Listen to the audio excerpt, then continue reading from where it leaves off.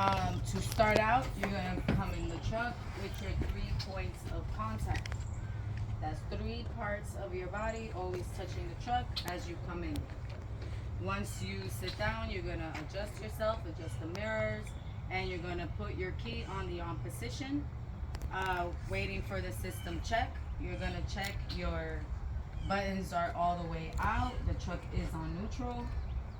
You're gonna put your foot on the brake, hand on the steering wheel, and then start your truck. That is called a safe start. So you don't have to explain all that to the examiner. You can just say, I'm doing a safe start. Okay, once you safe start, then you're going to charge up your air system from 120 psi to 140 psi or governor cutoff. That's what you're gonna say, but you're gonna go all the way to the governor cutoff till you hear the sound. All right. Once you hear the governor cutoff, then you're going to check your truck brake. To check your truck brake, you're going to release your trailer brake. And the truck is always going to be yellow and the trailer is always going to be red. In case you don't have the writing on it, you know the red one is the trailer and the yellow one is the truck. So to check the truck, you're going to push in the trailer. You put your truck on drive, accelerate, and truck working. Now you're going to pull it back out and you're going to check the trailer brake. To check the trailer brake, you're going to push in the truck. All right, leaving the trailer brake out, which is on. You're going to put it on drive, accelerate, and trailer brake working. Now you're going to test the service brake. To test the service brake, you push them both in. Okay, they both go in, and you're gonna put your hands under the steering wheel to show that you're still maintaining control of that truck, and you're gonna pull forward 5 to 7 miles or 15 to 20 feet. Pull forward, stop. Okay, the service brake should be working, and the truck did not pull to either side. Okay, because you're also testing if the truck pulls. That is why you have your hands open under the steering wheel. All right, and so once you've checked your brakes, now you're going to put it back on neutral. You can leave the buttons in, and you're going to recharge your truck from 120 to 140 or governor cutoff. There are 3 things you need to do before you start your lab test. You need to charge your truck from 120 to 140 or governor cutoff. Make sure your buttons are pushed in, and then shut off your truck and put it back on the on position. Once you've done those 3 things, then you could go and start your lab test, which stands for leak, alarm, and button. So we're gonna check leaks first. We wanna make sure that we don't lose more than 4 PSI for Class A and 3 PSI for Class B. And then we're going to put the foot on the brake, wait for the needle to stop, and then start your 1-minute timer.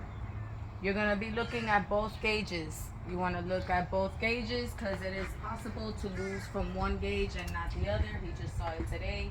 Our B truck, it loses air from the secondary, but not the primary. Okay, so that's what you would say if that were to happen to you. Mr. Examiner, I did lose more than 4 or 3 PSI in 1 minute on the secondary gauge. Now we're going to test the alarm.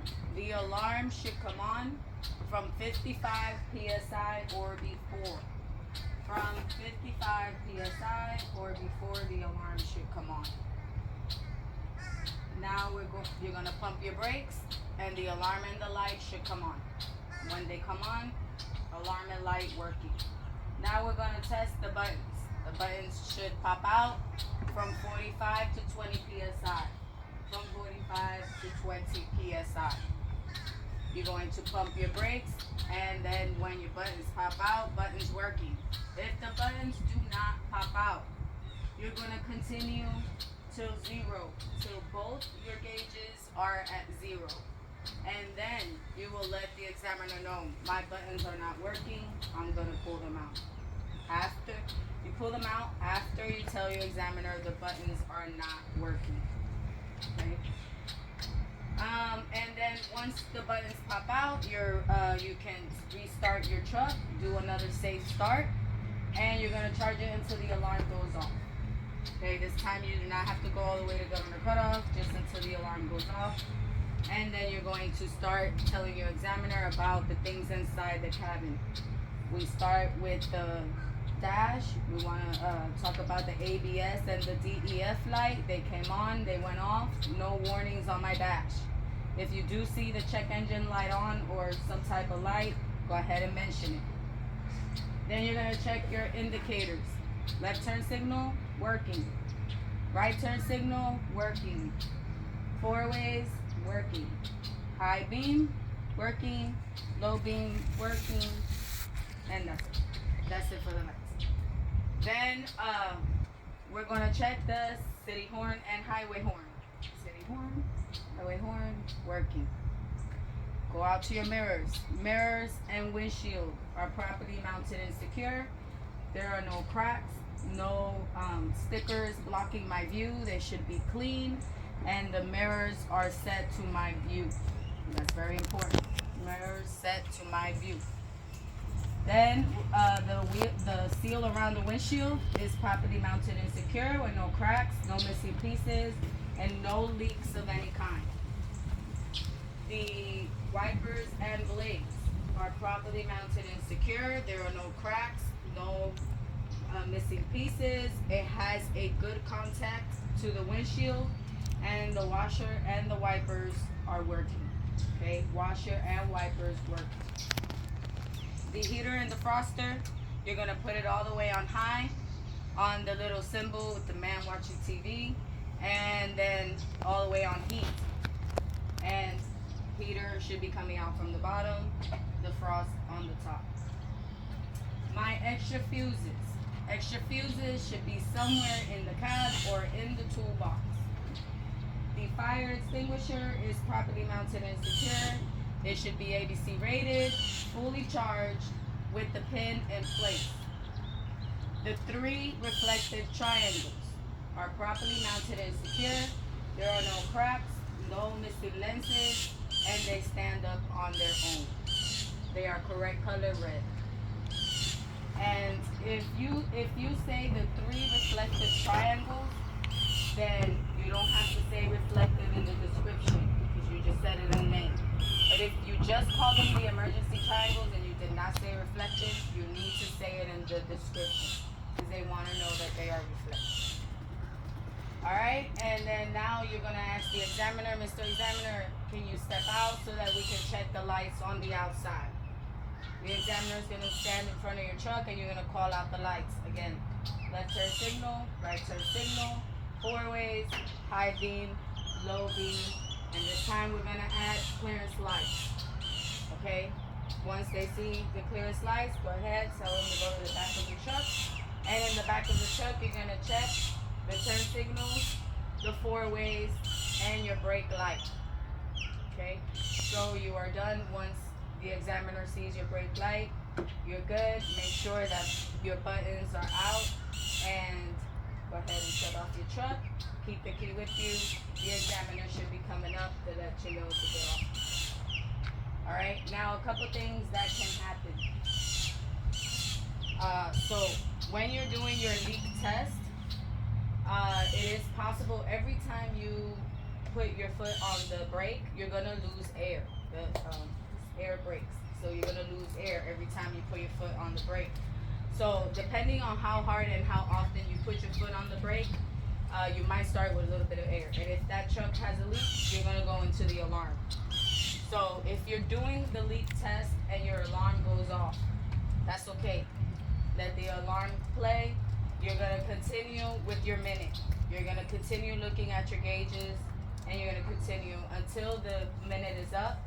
Then you will let the examiner know, yes, Mr. Examiner, I did lose more than 4 PSI. This truck has a leak. And the alarm came on from 55 PSI or before.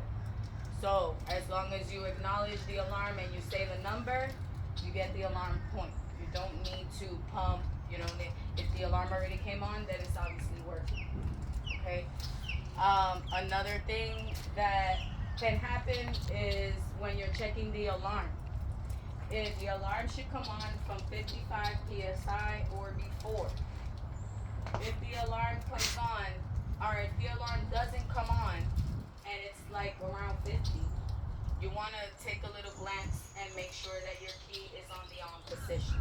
Okay, because you might have forgotten to put it on the on position, and if it's off, you're not going to hear that alarm. You're not going to hear it until you go turn on the truck. After the button test and everything, you go turn on the truck, and then you hear the alarm. All right, so if you don't catch it at this time, please catch it when you turn on the truck. And if that happens, you would tell the examiner, Mr. Examiner, I would like to start that over. Okay? And then if you do start over, you do need to recharge your truck to governor cutoff and do the leak and alarm and button all over. Alright, for the buttons, if the buttons do not pop out, you're going to continue to 0. So the numbers for the buttons are 45 to 20. But that doesn't mean that at 20 you're going to stop pumping. You're going to pump until those buttons pop out. Once you are at 0 and both gauges are at 0, then you will let the examiner know they are not working. I'm going to pull them out. Another thing that can happen is in the very beginning when you are charging your truck for the lab test. You have just finished the service brake test. Those buttons are in. The truck is on neutral. So if the truck is not level, it's going to roll. It can roll forward or backwards, but it can roll. So if the truck is rolling, you got a couple of options. You can pull out your buttons and charge your truck with the buttons pulled out. If you do that one, it's fine. You just have to remember to push the buttons back in before you start the lab test. So that's why I tried to train you guys. There are 3 things you need to do before you start the lab test so that you always just check the buttons, okay? Charge, check the buttons, and shut off your truck and put it back on the on position. Alright, so you can pull out the buttons, charge it, and then push the buttons back in. Or you can charge with 1 foot and 1 foot on the brake. Or you can ask the examiners to put the triangles on the wheels, okay? Shut the tires. Alright, and then